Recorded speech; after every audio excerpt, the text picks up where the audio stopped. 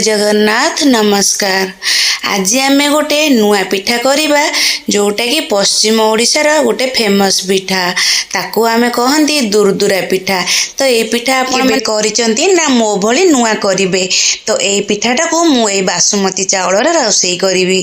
आपण मानक पाखरे जदि नुआ चाउल अछि ताले नुआ चाउल नेले पिठाटे बहुत बढ़िया हबो।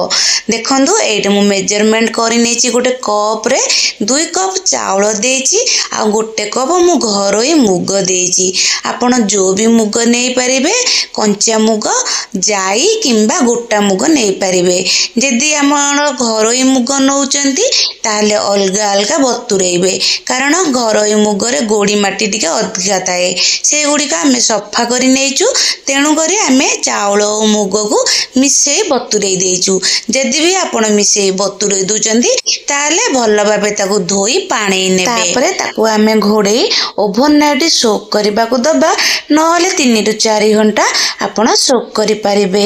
तापरे भल भाबे जतले बतुरी जीवो ताको ग्राइंडिंग जार रे नै जिबे आ गोटे चिकन फाइन पेस्ट बनै देबे।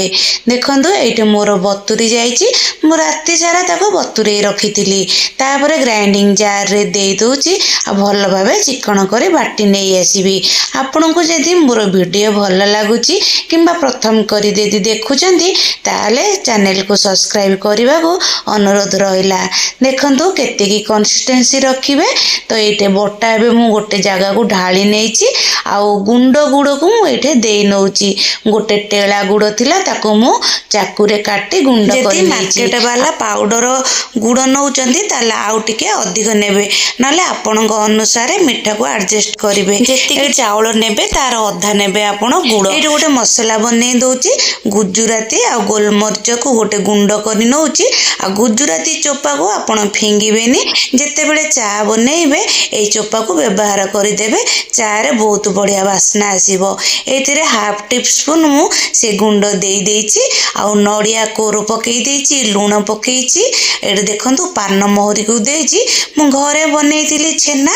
ए छेनाडा को मु दोछि आपण मार्केट रू भी छेना किणी की दे परिबे। देखंतु एटा हाथ सफा करि नबा आ भल भाबे ताको हाथ रे एम्ति मंथी मंथी आमे मिक्स करबा कारण गुड़ रे जो टेला थाए सेटा मिलिबा को बहुत समय लागि थाए आ गोटे डायरेक्शन रे आमे एम्ति फेंटी नबा। आपनकर पूरा गोटा गुड़ अछि ताले आपण ग्राइंडिंग कला समय रे गुड़ को दे परिबे। गोटे कड़ेईटा रे एटे मु धला राशि को 2 टेबल स्पून भाजी नेछि।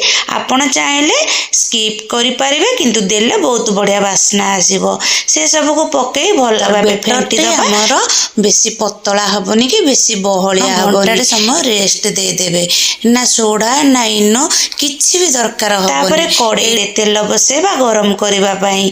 देखंतु तेल हमर एटे गरम हे जाईची।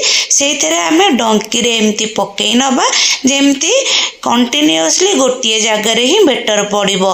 ऑटोमेटिक सेटा पूरी फुलिला भलिया देखंतु एटे फुली जाउची। ता चारिपटे आमे तातेला तेल को पकेई नबा। देखंतु केते बढ़िया हेची पूरा पूरी भलिया फुलीची। ताको आमे गोटे गोटे करी पकेई काढी नबा। कड़ेई रे सब बेले गभीर कड़ेई नियंतु नले जदि स्पेस थाई कि कड़ेई नौचंती ताले जोड़े रु 3टा आपण पकेई परिबे। मो मतरे तो गोटिए ही पकेले भल हबो। एइटे देखुचंती ना केते बढ़िया फुला फुला हमर दुदुरा पिठा हेची। एई भली आमे सब जाक पिठा छाणी नबा। आपण समस्तनको मो तरफरु हैप्पी मकर संक्रांति। आपनको जदि मो वीडियो भल लागु थाए ताले यूट्यूब रे जदि देखुचंदी सब्सक्राइब निश्चय करिवे।